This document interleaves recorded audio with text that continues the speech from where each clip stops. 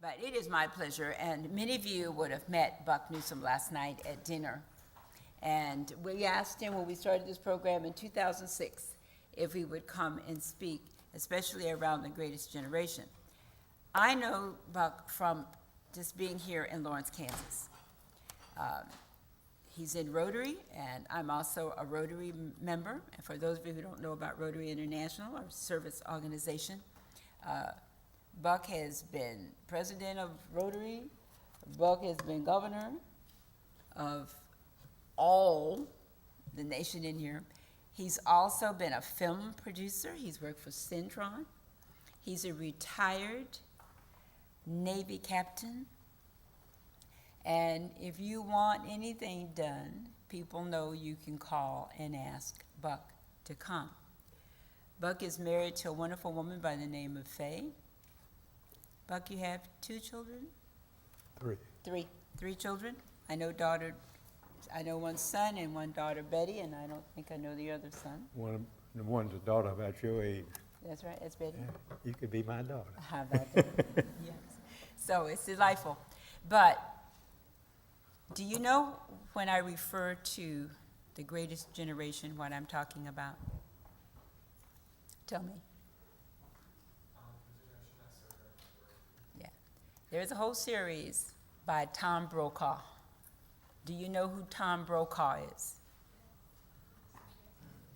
All right, there's a picture up there, but if not, I want you to Google him because he's been newscaster, anchor on TV for years and years and years, and he retired, in fact, he was here to do the dedication at the Dole Institute in 2003, and I think he retired probably around 7 or 8, something like that, from being an anchor, but he was right up there with the best. When there any breaking news, it was Tom Brokaw, B-R-O-K-A-W, and he was here. Well, he wrote a whole series on the greatest generation. It was your World War II, and it's a whole series about what the World War II and all of the veterans did for the country. And it's a whole series. And so we did a whole series here on the greatest generation. And Buck has a different spin on who could be the greatest generation. But he has a message. And as you heard me say last night on the evaluations, he is always rated high, and he'll go, oh, really? No, yeah, it's true. And so that's why I want him to have the opportunity to talk with you, because we can go from our youngest person that we come in, but I also want you to know that seniors have contributed a lot to this country. And we owe our seniors a lot for what they have done, whether it's our grandparents, our great-grandparents, and all the people that have come before. So when we talk about civic engagement, when we talk about leadership, when we talk about being involved, we have to realize that we have to look at all of the generation, and that's what makes America great. And we can't forget any of them, because when we forget, we're throwing away a little of our history, and we're not living it. I absolutely love Buck Newsome, and I'm always thrilled when he says, yes, I'll come and speak one more time for you. Buck Newsome. Thank you, dear.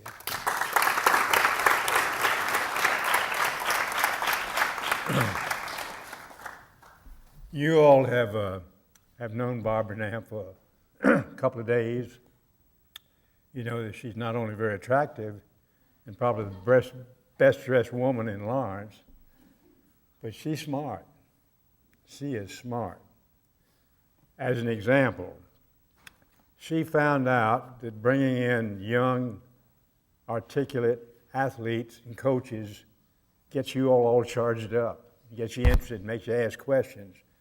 But when you leave here, you're eventually going to have lunch, and what was happening was your group's procedure would get all charged up and go to lunch. Nobody would eat because they were so excited. So her solution was bring in an old guy. Let him come in and talk to them and calm them down and put them to sleep. And then when they go to lunch, they'll eat. So I'm the old guy. How many of you all enjoyed dinner last night? It was very nice, wasn't it? It was well arranged. It's always very pleasant. I was very fortunate to sit at a table with four very attractive, intelligent, articulate young folks.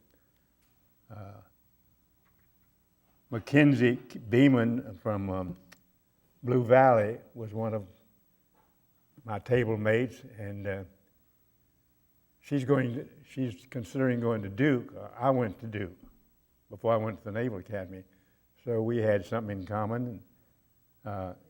Caitlin Boyer from Hiawatha was there.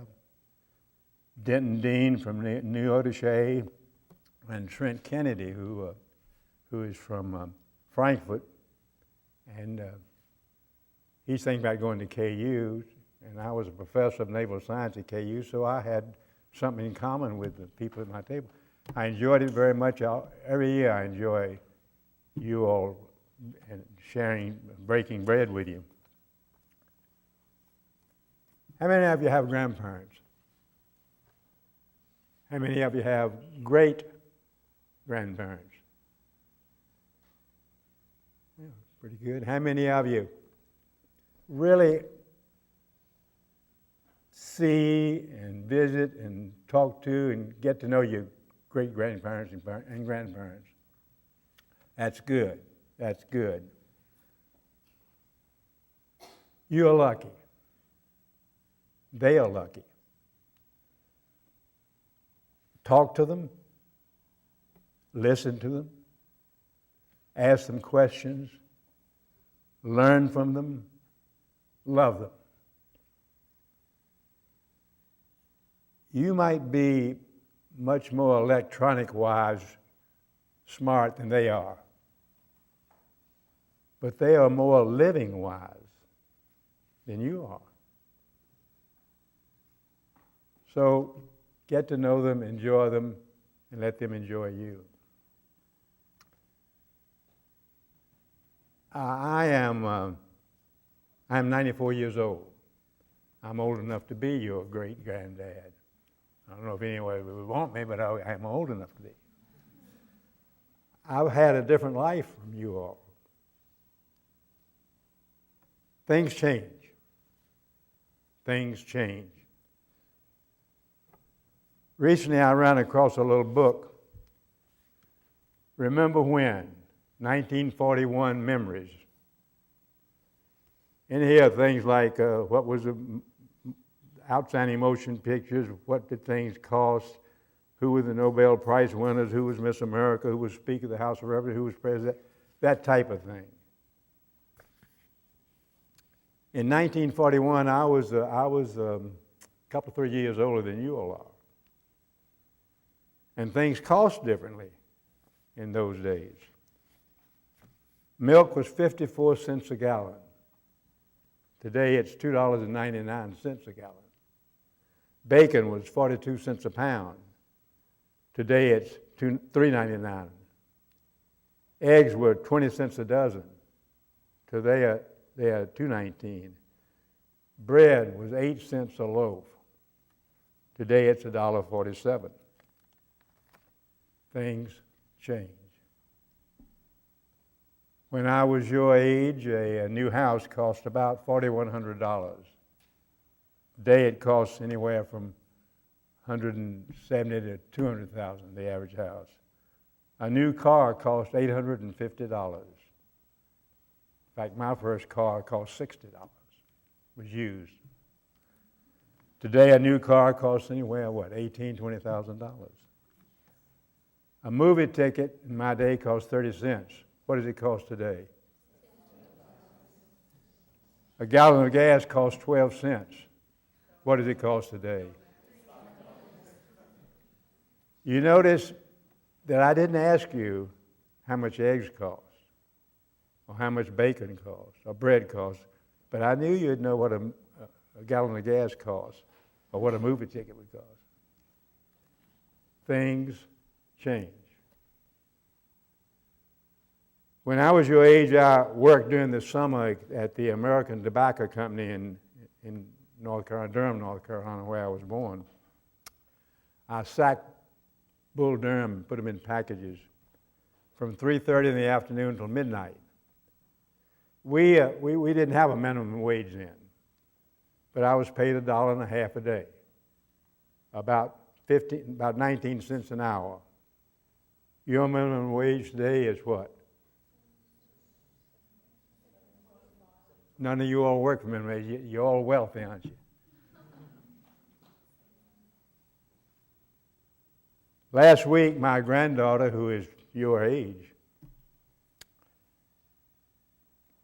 used a self-propelled gasoline-powered lawnmower to cut my yard, my grass. I paid her $25. When I was her age, I cut my neighbor's grass for 25 cents using a hand-propelled rotary lawnmower. When I was born, my life expectancy was 56 years. I've thought about how to live that. Today, your life expectancy is about 78 years. Things change. As a kid, we received mail twice a day. Today, you receive it once a day, and pretty soon you might not even be receiving mail because you have your email, your Facebook, your Twitter, your Lord knows how many electronic devices. We had 2 newspapers delivered each day, the Durham Morning Sun and the Durham Morning Herald and the Durham Evening Sun. I'm from Durham, North Carolina, incidentally. You maybe have one newspaper today, which none of you read, and pretty soon you might not have any newspaper. You'll get your instant news as you do many of you do today with an electronic device. Things change. When I studied geography in high school, I remember French West Africa. Today it is Nigeria and Seneca. I read about Rhodesia. It is now Tanzania.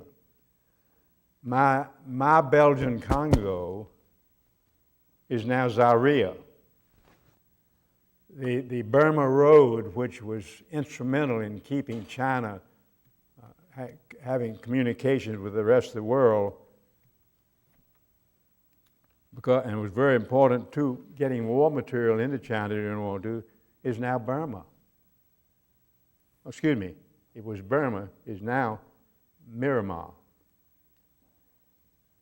When World War II was over, I was aboard a battleship, part of the invasion fleet of Japan, the USS California, and we sailed around the world to come home. From Japan, we visited Colombo, Ceylon. Ceylon is now Sri Lanka. We had a layover in beautiful Hong Kong, which was then part of the British Empire, which covered the world. Hong Kong now belongs to China. Things change. When I was fighting the Japanese in World War II aboard a Navy destroyer at Guadalcanal or Munda or Kolongbangara, we communicated with letters.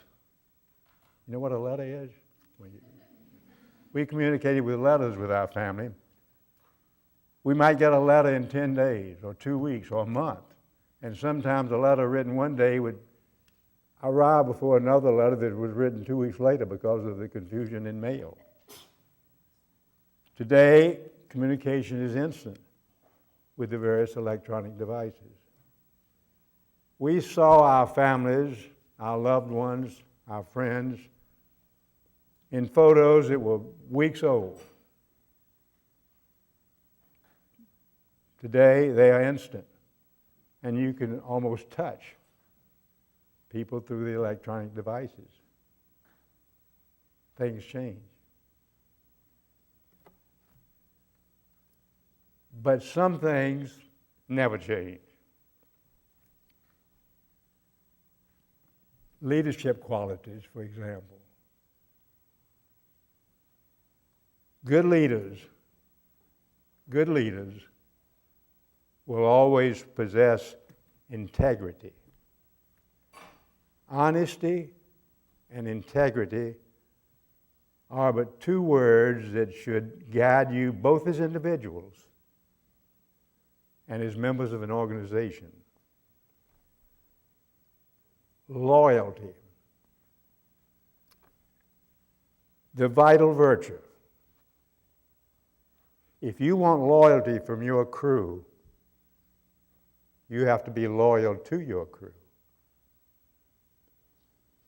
Attitude. A positive attitude encourages people. A negative attitude kills motivation, enthusiasm, and ideas. Delegation. Strange as it may sound, great leaders gain authority by giving it away. Delegation. Sense of humor. I'm a great believer that every situation, no matter how dire, can usually use some appropriate levity. Actually, I think back on most of my war experiences, and I went through, for instance, the Battle of Savo Island, which was the worst defeat the U.S. Navy has ever suffered in a sea battle. There were more people killed in that battle than were killed at Pearl Harbor or in 7/11. But my memories, fortunately, show some humor, some levity in it. Example. Example is the main thing in influencing others. The power of walking the walk, speaks much louder than any written word or spoken word. Respect. People are important, things are not. And nothing is more, important than respect for your fellow man or woman. Recognition. Thank you. Thank you says a lot. Preparation. The single most important key to success. Leaders may possess brilliance, vision, even luck, but no one, no matter how gifted, can perform without proper preparation. There used to be a saying in the Navy, proper preparation prevents poor performance. Say that. You can't say it, can you? I have trouble saying it too. My generation fought World War II.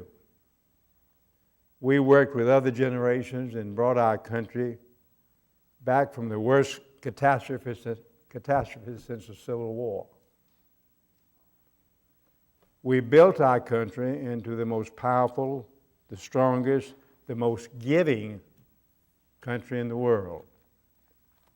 We have been, as Barbara mentioned, called the greatest generation. But things change. Over the years, our country has lost some of our strengths.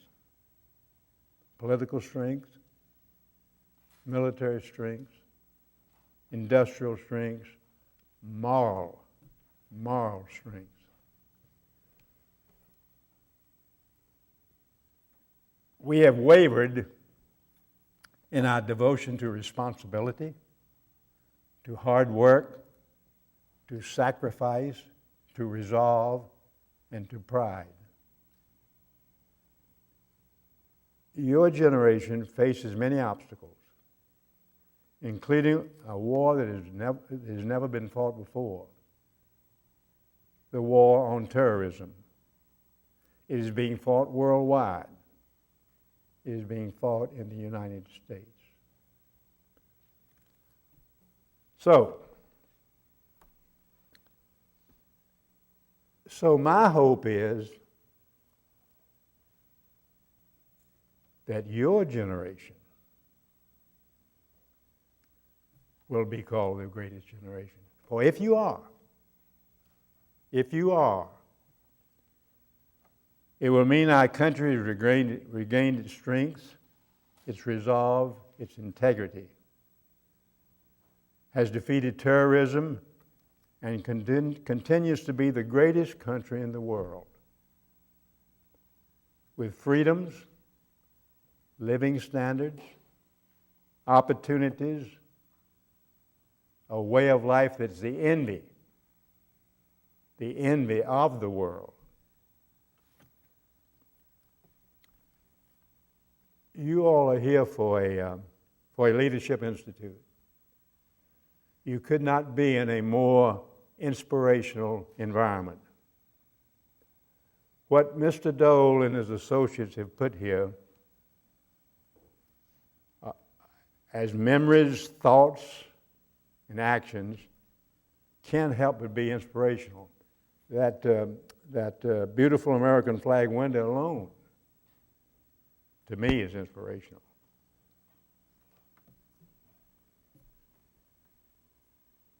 You folks are fortunate to have this opportunity. The state of Kansas is fortunate that each of you took advantage of it.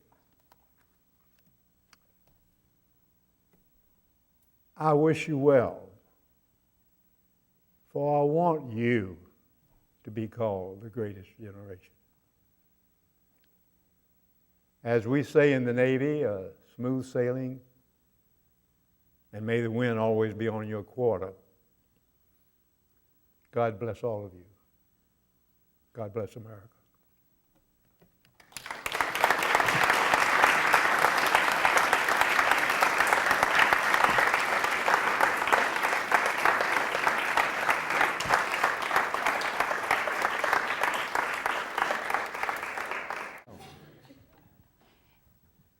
Again, it is an absolute pleasure Thank you.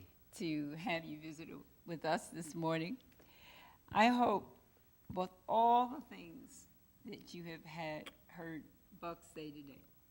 Number one, he's funny. He is very, very smart. You don't go to the Naval Academy without having great potential academically. He is dedicated, and you would think at 94, since our country put a big deal always on age, that he would say, I've done enough. And I don't think he's ever reached that point where he has done enough. I think your mom and dad did an outstanding job with their children because they instilled in you to always give back and make a difference. And you have made a tremendous difference in Lawrence, Kansas that I can see. And I could probably bring hundreds of people in this room and they would testify that you have made a difference because of who you are. And again, I thank you so very much. Thank you. What Barbara just said was what a friend of mine said not long ago. He said, Buck, you're a wise man. I said, Mike, I'm 93 years old when he said this. When I was 70, I knew twice as much as I know now, but I've forgotten all of that. And you never told me I was wise then. What you just said to me was, Buck, you're an old man. And that's what Barbara just said. Fighter jets. Oh, did he? Yes. Well, he was a different generation. I got some jet time in, but basically I flew a reciprocating engine, Carrier Blaze S2F trackers. But he has my respect and my admiration, and thank him for serving. Thank you for serving. Well, I didn't have any choice. I was frightened. You saved this. You could just come down here. Am I just kneeling? Right here. Okay. All right. Let's stay here. I saw you yesterday, didn't I? Yes. Yeah. And what's your name? Danny. Danny. From where? Plainville. Where's Plainville? Do you know where Hayes is at? Huh? Do you know where Hayes is at? Yeah. It's 20 miles north of that. Oh, is it? Yeah. You having fun here? I am. Who's your friend? Tia. From Wichita South. Where you from? Wichita. Are you? Big city Danny, girl. we have to hold up his shirt for him. we'll center it. Here we go. Gotta get it going. Yeah. Good. Can you stand in back of me and hold it? Stay behind. No. Just grab a sleeve. They'd rather have you in front of me than back of me. I believe Barbara belongs in this picture. Yeah, get in here. We can let you in, right? Yeah, oh, and you go create it, Lord. Okay, I will just kneel with you. How about that? I've never had this happen. Barbara, kneel in front of me, I'll bless you. Yeah.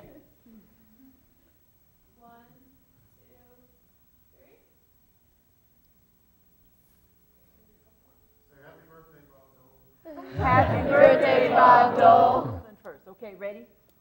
Hi, Allison. We miss you.